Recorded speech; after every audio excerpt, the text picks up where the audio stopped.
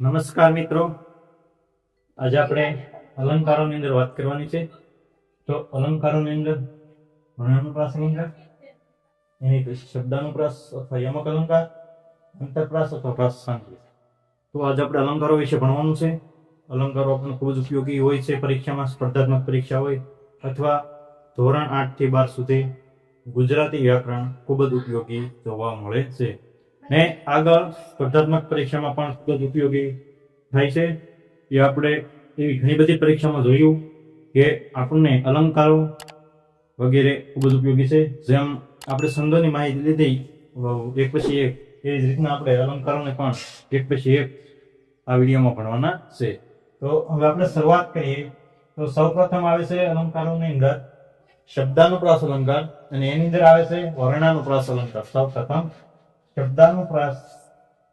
શબ્દાલંકારની અંદર વર્ણાનુપ્રાસ સૌપ્રથમ અલંકાર છે, તો આપણે એના વિશે ભણવાનું છે.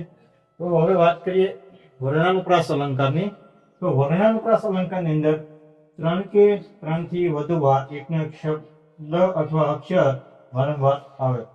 વર્ણાનુપ્રાસ અલંકારની અંદર 3 કે 3 થી વધુ વાર એકનો એક શબ્દ અથવા અક્ષર જોવા મળતો હોય. આપણે ઉદાહરણ જોવું હોય તો જેમ કે દાખલા તરીકે ગૌરવ ગાડી લઈને ગામમાં ગયો. તો અહીંયા તમને ગ ગ ગ ગ એવા 1 2 3 ને 4 વાર ગ નો જેવો અક્ષર દેખાય છે. તો આપણે અહીંયા આને કહી શકાય કે આ વર્ણાનુપ્રાસ અલંકાર છે. સમજાઈ ગયું? હવે એની પછી આવે છે શબ્દાનુપ્રાસ અલંકાર અથવા યમક અલંકાર.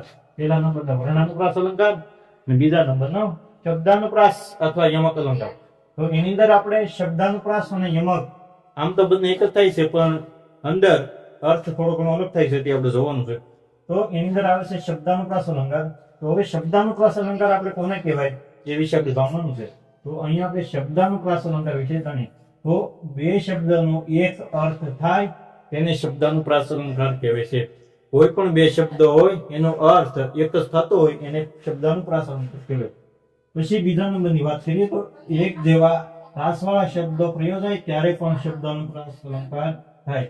એક જેવા પ્રાસવાળા એટલે કે આવ્યા લાવ્યા. જો બે પંક્તિની અંદર આવ્યા અને લાવ્યા એવા જો બે પ્રાસ મળતા હોય તો પણ શબ્દાનુપ્રાસ અલંકાર થાય છે.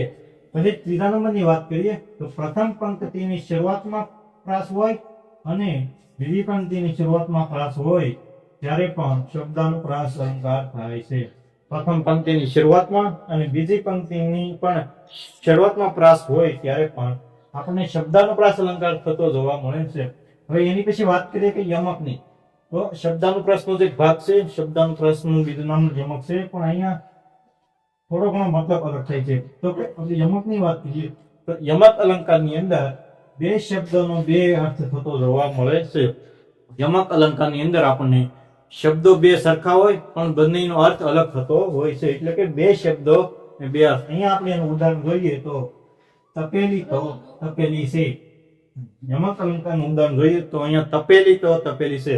અહીંયા તપેલીનો મતલબ એક તપેલી એટલે વાસણ થાય છે અને બીજી તપેલી એટલે ગરમ થાય છે. તો અહીંયા શબ્દ એકનો એક તપેલી છે પણ અહીંયા બંનેનો અર્થ અલગ થાય છે. એક તપેલી એટલે વાસણ અને બીજી તપેલી એટલે ગરમ. તો અહીંયા આપણને આવી રીતના બે શબ્દોના બે અર્થ જોવા મળે છે. તો હવે વાત કરીએ ત્રીજા નંબરની, તો જેને આપણે કહીશું આંતરપ્રાસ અથવા પ્રાસ સાંકળી અલંકાર.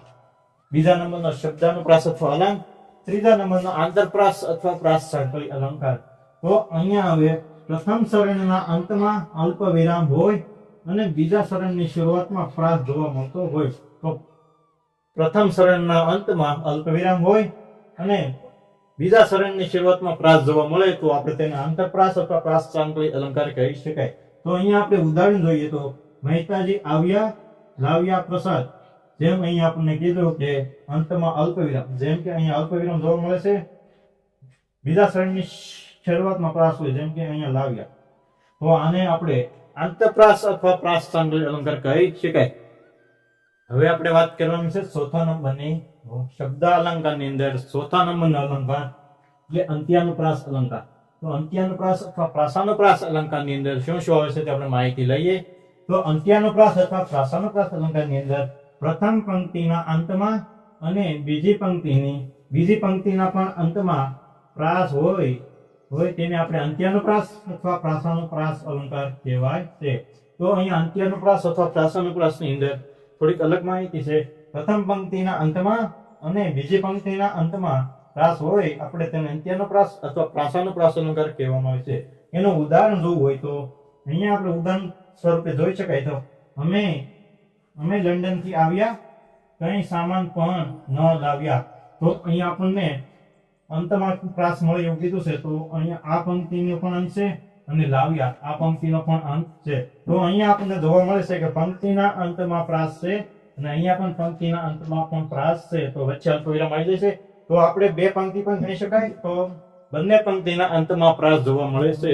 તો આવી રીતના આપણે અલંકારોની અંદર, શબ્દ અલંકારોની અંદર 4 અલંકાર આવેલા છે. મુખ્યત્વે વર્ણાનુપ્રાસ, શબ્દાનુપ્રાસ, પછી આંતરપ્રાસ અને લાસ્ટમાં અંત્યાનુપ્રાસ અથવા પ્રાસાનુપ્રાસ અલંકાર. તો અહીંયા આપણે શબ્દ અલંકાર પૂરા થાય છે. આની પછીના વિડીયોમાં આપણે અર્થાલંકારની સંપૂર્ણ વાત કરવાની છે. પછી અને દરેક અલંકારો વિશે વિસ્તૃત માહિતી મેળવવાની છે. તો અમારી ચેનલને સબસ્ક્રાઇબ કરવાનું ભૂલશો નહીં. જો તમે પણ અમારી ચેનલમાં નવા હો તો અમારી ચેનલને લાઈક, શેર અને સબસ્ક્રાઇબ કરવાનું ભૂલશો નહીં. સબસ્ક્રાઇબ કરવાની સાથે સાથે બેલ આઇકન પણ દબાવી દેજો, જેથી કરીને અમારા કોઈ પણ નવા વિડીયો આવે તો સૌથી પહેલા માહિતી તમને મળતી રહે. તો અહીંયા આપણે શબ્દાલંકારની વાત પૂરી કરીએ છીએ. આવતા વિડીયોમાં આપણે અર્થાલંકારની વાત કરીશું. એની અંદર વિસ્તૃત માહિતી ભણવાની છે, સંપૂર્ણ અલંકારો પણ ભણવાના છે.